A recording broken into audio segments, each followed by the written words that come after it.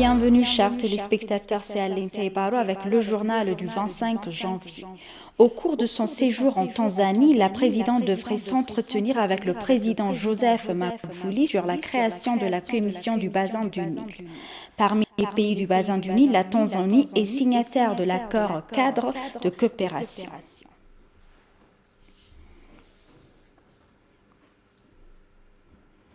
Le vice-premier ministre et ministre des Affaires étrangères de l'Éthiopie, Demek Mekonnen, réintègre la détermination du gouvernement et ses actions durables pour que tous les citoyens vivent en coexistence et sans discrimination. Demek a fait ses remarques lors de sa visite à plus de 174 000 personnes déplacées hébergées dans la zone de Matakel.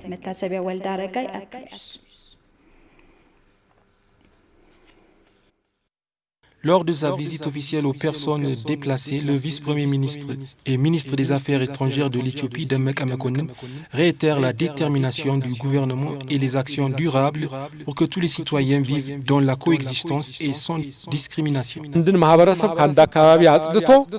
L'Éthiopie n'a pas de place où un groupe détruit l'autre et vit seul. La situation de l'Éthiopie, ses expériences passées et ses traditions ne permettent pas que l'un domine l'autre d'affecter la cohérence des citoyens. Nous devons garantir cette réalité. Vous ne devrez pas tout attendre des hauts fonctionnaires. Nous devons tous ensemble le combattre de manière coordonnée.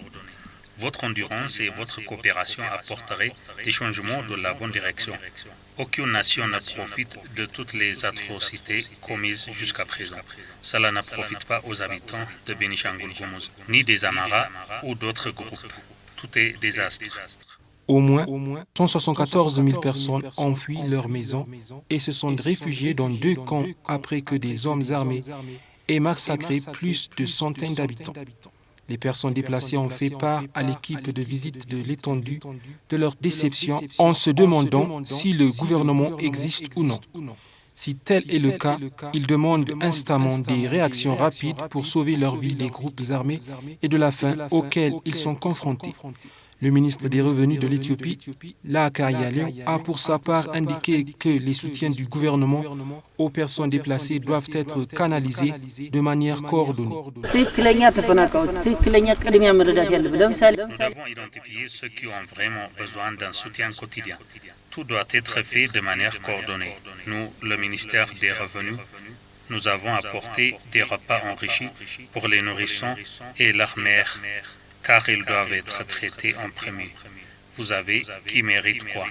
Vous devez soutenir cette entreprise. Lors de la discussion avec les personnes déplacées, le général du corps de l'armée, Asrat Danero, a pour sa part indiqué que la réinstallation et les opérations judiciaires dans les zones touchées portent leurs fruits. Nous avons appris quelles localités et quels endroits sont affectés et comment les groupes armés opèrent afin que nous puissions prendre des mesures correctives en conséquence. Nous avons identifié les problèmes et bien réagi et des changements sont observés. Nous sommes en mesure de réinstaller plus de 7000 personnes déplacées de la société Gumuz.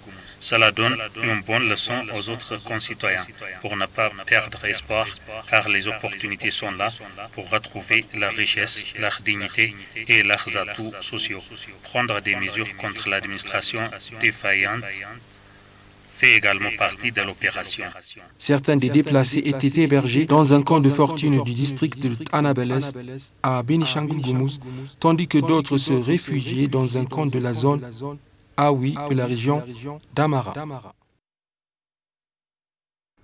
Les organes judiciaires ont discuté d'un projet de règlement sur la procédure et les preuves pour le règlement des plaintes liées aux élections. Des présidents de tribunaux fédéraux et régionaux et des juges issus de divers tribunaux ont participé à la discussion qui portait sur le règlement nouvellement introduit pour le règlement des questions électorales. Le document juridique est présenté pour rendre les prochaines élections nationales libres, justes et démocratiques. Tout citoyen qui a des plaintes concernant l'interdiction d'inscription ou l'inscription d'une personne inadmissible peut porter ses plaintes devant les comités d'audition des plaintes de circonscription selon le projet de règlement. Le plaignant a le droit de porter plainte devant un tribunal s'il n'obtient pas de réparation dans 5 les jours. En ce qui concerne les plaintes relatives à l'inscription des électeurs, les tribunaux devraient enquêter sur les plaignants et les défendeurs dans les 10 jours et rendre un jugement, et les tribunaux doivent enquêter et rendre un jugement en conséquence sur les questions liées à l'inscription des candidats selon le projet de règlement.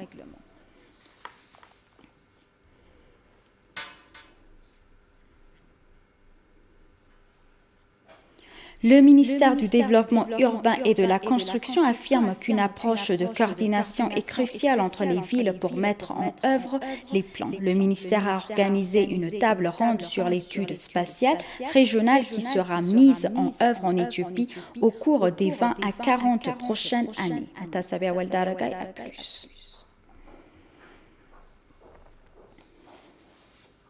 Le forum consultatif s'est tenu sur un plan spécial régional prometteur qui devrait résoudre les lacunes existantes en matière de planification urbaine. Le ministre d'État du Développement urbain et de la Construction, Fanta Dejen, a déclaré à l'occasion qu'un plan efficace est important pour soutenir la croissance rapide des villes. La plupart des villes éthiopiennes se développent sans avoir de plan. Les agriculteurs s'installent de plus en plus dans les banlieues des villes où ils reçoivent des services. La demande d'urbanisation augmente de temps en temps à travers le pays. Par conséquent, nos villes doivent être dirigées par un plan directeur efficace. On attend fortement des villes qu'elles mettent en œuvre une approche coordonnée pour concrétiser le plan. Si ces casseroles spéciales sont soutenues par la technologie et des experts, nous réaliserons des plans à court, moyen et long terme. Dans ce processus, les villes doivent donner la priorité à une approche de coordination pour réaliser le plan prévu. Le projet d'ONU Habitat, qui travaille conjointement avec le ministère du Développement urbain et de la Construction, a déclaré que le plan spécial régional serait utile pour réduire l'écart existant de planification urbaine. Lorsque les villes se développent dans une zone, elles ne tiennent pas compte des impacts négatifs dans cette zone. Le nouveau plan envisage l'intégration des liens ruraux aux liens urbains et économiques sans s'ennuyer les uns les autres. Il prend également en compte les ressources, l'environnement et les valeurs sociales.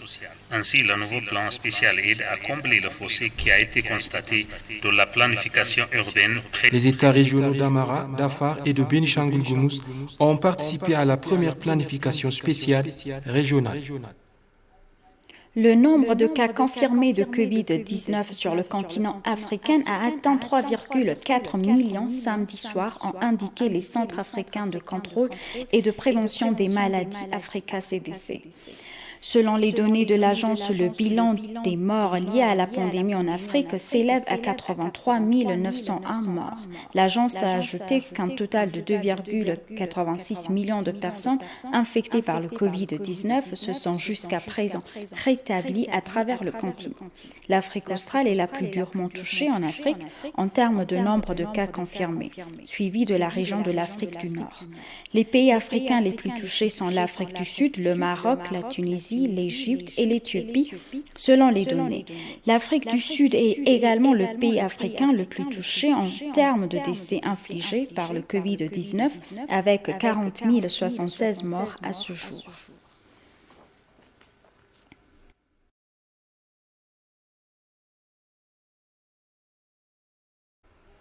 S'exprimant à cette occasion, l'ambassadeur d'Éthiopie en Chine, Tasha Motaga, a déclaré que le gouvernement travaillait à fournir une aide humanitaire et à reconstruire les infrastructures endommagées dans le cadre du processus d'application de la loi en cours au Tigray. Il a indiqué que des services téléphoniques et Internet avaient été lancés dans plusieurs villes, dont Mekelle. Il a noté que l'Union européenne était parvenue à un accord en 1902 et qui commission mixte de démarcation était en pourparlers avec les Nations Unies en 1972 pour s'assurer que les deux pays restent en place et délimitent leurs frontières dans une série de pourparlers. Il a déclaré que la violence par le Soudan de la fraternité et des relations de bon voisinage des deux pays violaient le droit international en profitant des affaires intérieures de l'Éthiopie. Les représentants de l'Union des étudiants chinois ont également fait une présentation sur les activités générales du Sydney. Selon les informations obtenues auprès de l'ambassade d'Éthiopie en Pékin, les missions en Chine ont été invitées à poursuivre leur soutien en renforcement de l'association.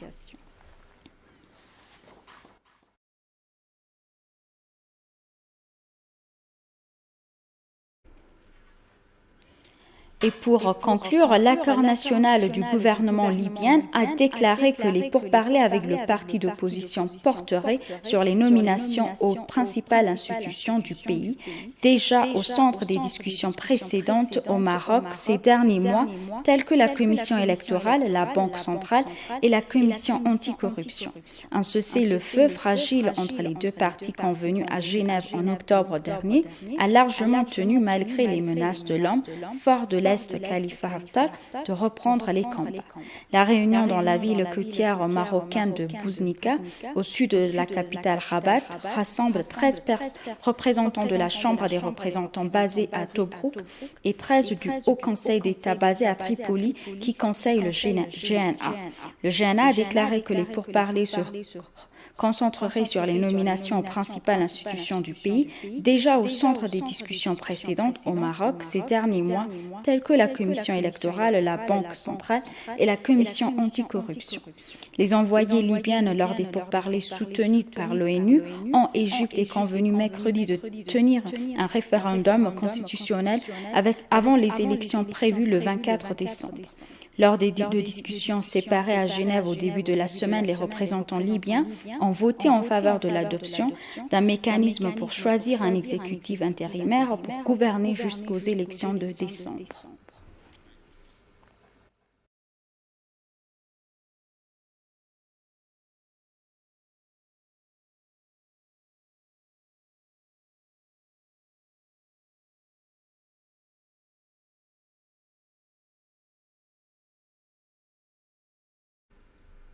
Chers téléspectateurs, nous vous rappelons les titres principaux.